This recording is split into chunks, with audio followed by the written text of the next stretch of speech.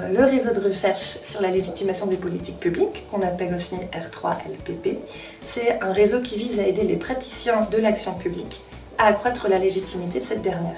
Il est soutenu par la région Nouvelle-Aquitaine et il rassemble 6 grandes universités de cette même région, qui sont les universités de Bordeaux, Bordeaux-Montaigne, La Rochelle, Limoges, Pau et Poitiers. Pour qu'une politique publique qu'on peut retrouver sous différentes formes, en fait, ça peut être une loi, une initiative sociale ou encore un programme de financement.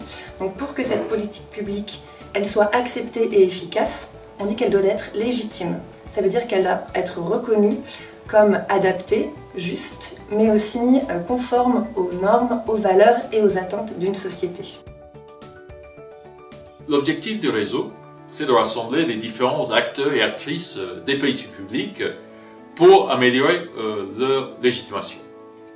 Concrètement, l'idée de ce réseau est de produire et de diffuser des méthodes et des outils d'analyse des politiques publiques, en particulier en ce qui concerne leur légitimation. Et de valoriser les connaissances sur ces politiques publiques en favorisant les échanges interdisciplinaires et interinstitutionnels. En résumé, le R3LPP, c'est un espace de réflexion collective, un lieu d'expérimentation et un laboratoire d'idées nouvelles pour améliorer l'efficacité et l'acceptabilité des politiques publiques.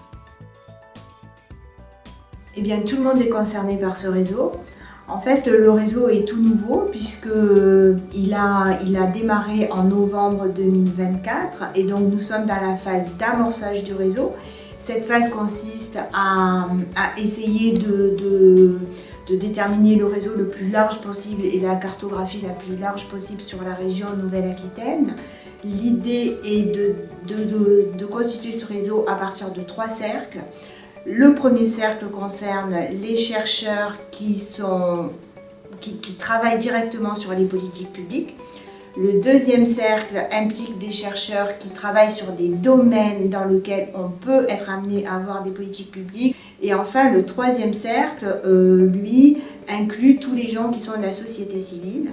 Une fois que nous aurons constitué cette cartographie, dans une deuxième phase, nous mettrons en place des expérimentations afin de travailler entre les acteurs des différents cercles, l'idée étant de proposer des outils pour la légitimation des politiques publiques. Si vous souhaitez nous rejoindre et suivre notre travail, vous pouvez vous rendre sur notre page LinkedIn associée et aussi sur notre site web www.r3-lpp.fr. À bientôt!